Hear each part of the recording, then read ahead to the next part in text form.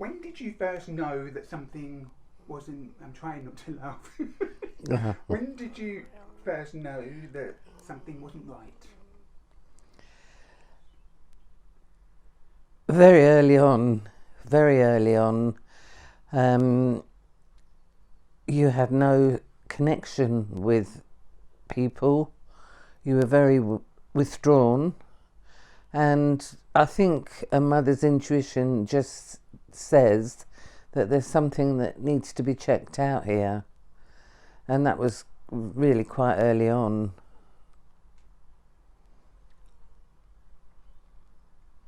So you noticed that I was quite withdrawn, so what were your first steps? What did you do next? Well, I had a social worker visiting the house, and she referred me to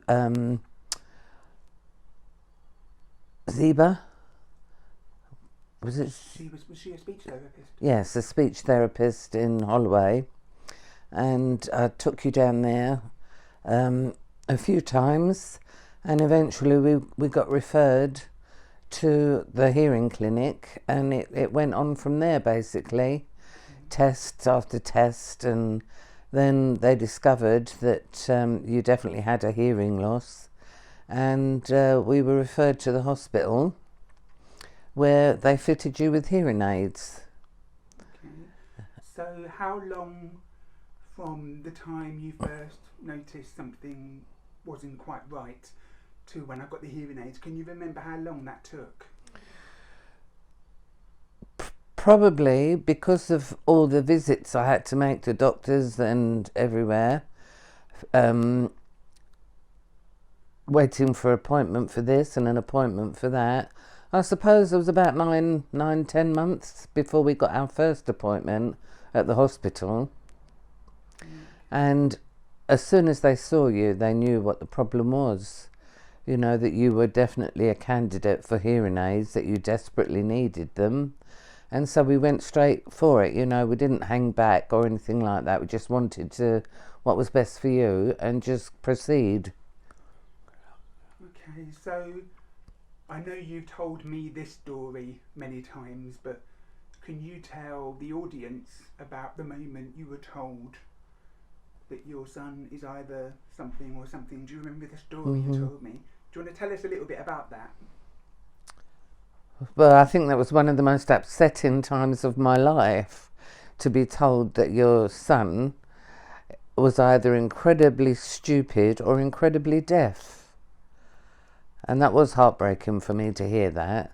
But obviously I just had to carry on because I wanted what was best for him.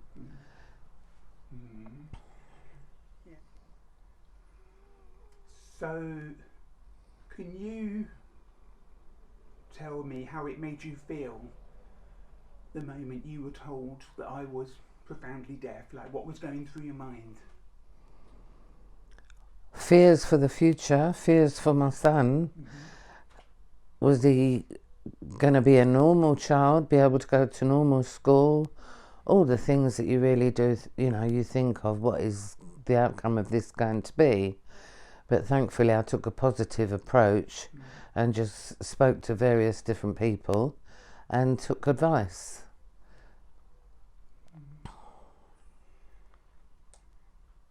And we've spoken a lot in the past about how being part of the mainstream school was important to you and us as a family. But can you tell me a bit more about how you managed to persuade the school, the hearing school, to take me on? Well, basically, they were very blunt. If you became a hindrance on the class, we would have to take alternative steps. But thankfully, you absolutely loved being at school, talking to the other children, and, you know, you settled in really, really well. And speaking to the nursery teacher there, she was absolutely thrilled to bits to have you. So obviously we just carried on, and, you know, she assured me if there were any hurdles or anything, we'll cross them when we come to it. And that's exactly how it went on all through your schooling, really. So would you agree then that I don't want to lead too much, I don't want to bias your response, but would you agree then that many people actually helped me to get to where I am now? Absolutely. You definitely needed help because you were getting very isolated and withdrawn. You needed to be brought out of yourself. Okay, so before we move on to the next part, then what do you think was the biggest impact, positive or negative, about going through a mainstream school? Well, I'd been told by so many people that if you had gone to a deaf, dumb, hard of hearing, you would have mimicked. And I was prepared to take the risk of that not happening. And we spoke to the head teacher and the nursery teachers, and they said, well, give it a go. You've got nothing to lose, give it a go. And you absolutely thrived. You came on leaps and bounds and made friends, and everyone was saying how likeable you were, how amicable you were, and how happy you were. And you was one of the few children that never cried when your mum left, which was a bonus for me. Yeah. Okay, so when I hear you speaking the way you do, I have an appreciation for how many people came into play in helping me get to where I am, but I also hear that we shouldn't put our children in boxes. What do you think about that? Absolutely. Whatever handicap you've got or whole, things you can't cope with, you need help to bring yourself out of it. And not every parent is qualified to do that. Everybody needs help. And thankfully we got the help we needed with you, and it's been marvellous. Okay, so let's fast forward a little bit, because now you know that I've got 2 cochlear implants. How do you compare the life with the hearing aids and the life with the cochlear implants? What do you think? What can you observe from that time? From a starting point, the hearing aids were brilliant. But once you got your implants, it was a different world for you. It just opened lots of doors, and you were able to work, and Okay, so if I told you that there are people out there that are afraid of cochlear implants, or worry that a cochlear implant might not work for them, what would you say to them? Don't give up until you try.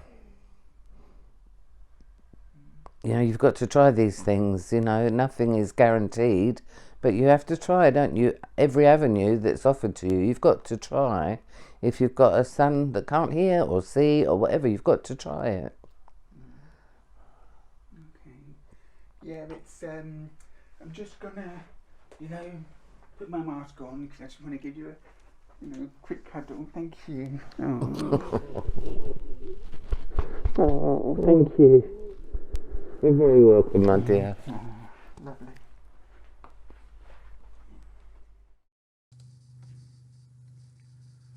I would just like to end this recording by acknowledging that many people came into play in order for me to get to where I am today. Clearly, there are too many to name here, but the key players here were my parents, who never gave up. Things have developed significantly since my diagnosis more than 40 years ago, but millions of families every year still struggle to get the care they need to address hearing loss. I hope by sharing a tiny bit of my mum's story that it will inspire families who are struggling to never give up. Imagine if I had gone to a deaf school. Not that there is anything wrong with that, but shouldn't we at least be providing our children with a chance to thrive, rather than putting them in boxes. Thank you, Mum and Dad, for never giving up.